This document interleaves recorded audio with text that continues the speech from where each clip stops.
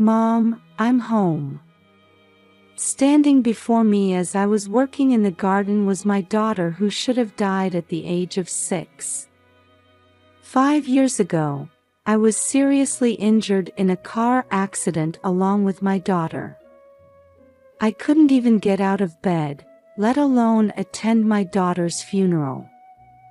That's why I couldn't say goodbye and was plunged into deep sorrow for a long time.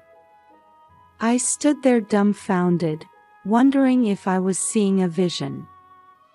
As I was too shocked to speak, my grown daughter began to reveal a shocking truth. Actually, at that time, after hearing her story, I decided to send that person to hell. My husband Ian started a company after marrying me. When he first started the business, I was struggling to manage the mortgage and living expenses. Of course, I economized on food, clothing, and household goods wherever I could, supporting him with all my might. During that time, our daughter Sophia was born, and though it was tough, we spent happy days together. After about 4 years, my husband's business started to take off, and we gradually had a little more financial breathing room. "It's all thanks to you." "Thank you." I was genuinely happy to hear his words of gratitude, and I felt I could work even harder. My hobby at that time was gardening, and my daughter always helped me water the plants. Sophia was bright, honest, and a very lovely daughter I was proud of. The time we spent together in the garden under the warm sunlight was our special moment. However, that happiness didn't last long. I started to feel lonely at home around the time Sophia turned 6. My husband's spending habits became extravagant, and he started coming home late more often. Sometimes I could smell women's perfume on the suits he asked me to take to the dry cleaners. I tried to convince myself that he had to socialize with business partners, but the uneasy feeling wouldn't go away. One day, after dropping my daughter off at kindergarten and catching my breath, I received a phone call from my husband. "I forgot some documents I need for a meeting today. Bring them to the office right away." His voice sounded unusually flustered. "Okay, where are the documents?" "They should be in the drawer of my desk in my room." "It's a blue file." "Hurry up and bring it." The call ended before I could even respond. I felt irritated by my husband's arrogant attitude. As his work got on track and his income increased, Ian changed. Until Sophia was about 2 years old, no matter how busy he was, he would take her to the park on weekends or play with her. Before, even on ordinary days, he would often buy clothes, stuffed animals, or toys to please our daughter. However, he gradually started going out on weekends with various excuses and stopped being involved in childcare altogether. Moreover, he began to say terrible things like, "Who do you think you're able to live thanks to?" or, "If you have any objections, say them after you earn as much as I do." I found the documents in my husband's desk drawer and headed to Ian's company. Later, I went out to buy a school bag for Sophia, who was about to start elementary school. She was so adorable, looking at various colorful bags and asking, "Mom, how about this one? Does it suit me?" I couldn't help but smile, forgetting all my complaints about my husband as we spent a lovely time together. The light purple bag with the lace-like pattern was cute, but the pink bag with the embroidery was lovely too. On the bus ride home, I smiled at the sight of my daughter sitting with her arms folded, pondering with a serious face. It's hard to decide, isn't it? We still have time, so you can think about it carefully. Yes. I'll find my absolute favorite. After that, we got off the bus at our usual stop, and when we were about 5 minutes away from home, I suddenly heard the loud engine sound of a sports car in the distance.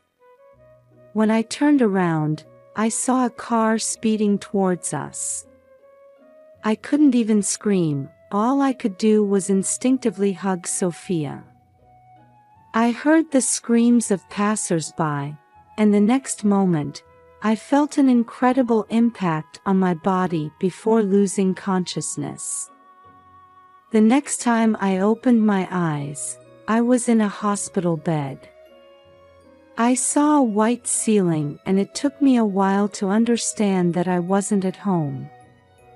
We were looking at bags on our way home, then a car came towards us, and then my whole body ached just from breathing, and I could barely move, but all I could think about was my daughter's safety.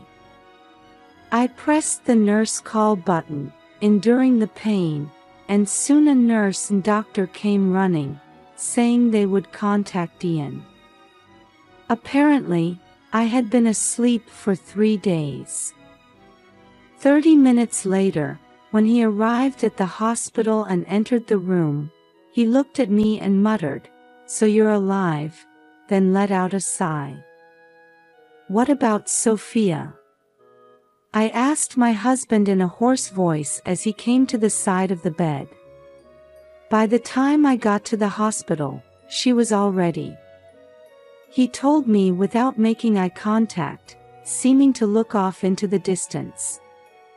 When the ambulance arrived, my daughter was already in critical condition and treatment didn't help in time. No. Although I understood the meaning of his words, I was too shocked to even cry. It didn't feel real, as if I was having a bad dream. And while I was in the hospital, Sophia's funeral had already been completed. A month after the accident, when I was discharged and returned home, the house was eerily quiet. There was only a smiling photo of Sophia in the living room. Unable to see my daughter's final moments, I was consumed by deep despair. In the depths of my despair, I couldn't do anything and spent my days just crying. I even lost all interest in gardening, which I had loved so much. Why don't you try to look forward already? Sophia won't rest in peace if you keep being like this.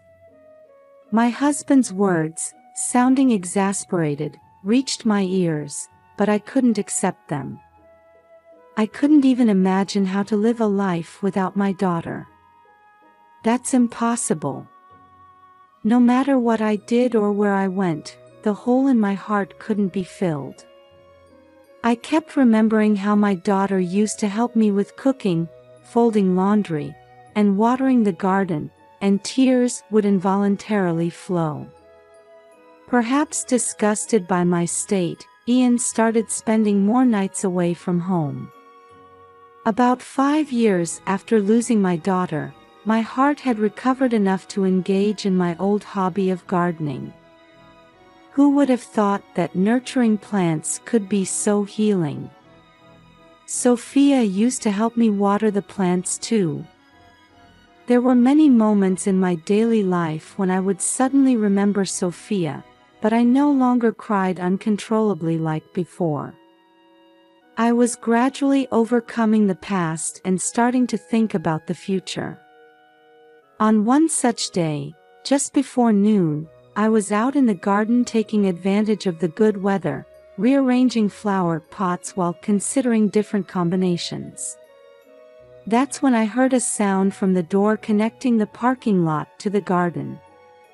Who could it be? When I looked up, there stood my daughter who was supposed to have died 5 years ago. She had grown into a young woman, but I could still see traces of the Sophia I remembered. "Mom, I'm home," she called out hesitantly, and I was too surprised to say anything. I just stared at her in amazement, unable to move, wondering if I was dreaming or seeing some kind of illusion. "How?" That was all I could say after a while. "Mom, listen carefully. Actually." The shocking truth my daughter told me filled me with a rage I had never felt before. Everything had been orchestrated by Ian. Unforgivable. I decided to send my husband to hell. From now on, I would live for Sophia's happiness. I vowed not to cry anymore. A few weeks later, Ian was unusually spending his day off at home. "Honey, can I talk to you for a moment? Can you explain this?"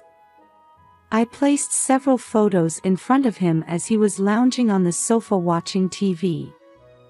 They showed my husband entering various houses and supermarkets with an unknown woman. "What are these?" "I took them while following you. I've been suspecting you of having an affair because you've been coming home late or not coming home at all more often."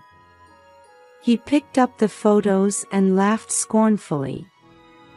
"Since Sophia died, you've been moping around with a gloomy face every day, right? It's only natural not to want to come home when I see that." He tapped the photos with his finger and said brazenly, "This house is a place I'm renting near the office for work. That woman is the housekeeper. So of course she's going in and out of the house." "I see."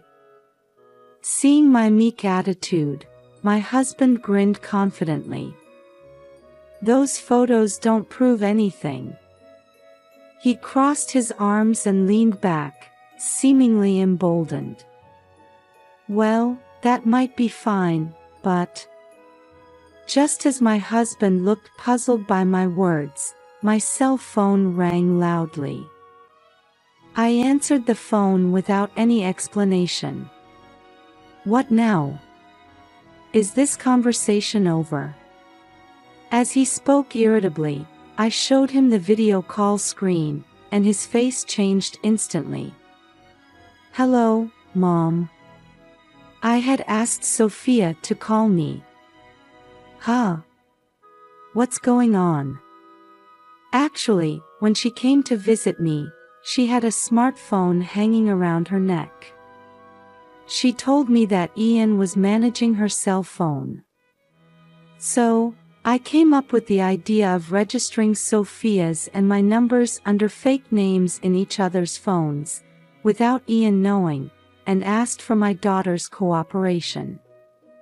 I might have forgiven you for the affair, but I can't forgive you for lying about Sophia's death. I want you to confess everything." Faced with the intensity of my daughter on the phone and me, my husband involuntarily stood up and stepped back. I could see his eyes darting around, clearly agitated. What Sophia had told me that day was unforgivable. When we had the accident, I was severely injured and taken to a hospital with an intensive care unit, but due to capacity issues, my daughter was taken to a different hospital. Ian had lied to me saying our daughter died, and to Sophia saying Mom died. Furthermore, around the time our daughter was discharged, my husband rented a house in the neighboring town, saying, "It's better to be closer to the hospital for Sophia's rehabilitation." Sophia told me that soon after, a woman started living with you. You told Sophia she was an acquaintance of yours who would take care of her, didn't you? As I questioned him, sweat began to bead on my husband's forehead. That's right. I thought Sophia would be lonely if she was alone for long periods, so I hired that housekeeper in the photo. But that's strange, isn't it, Sophia?" I asked, looking at my daughter's face through the screen. "Yes.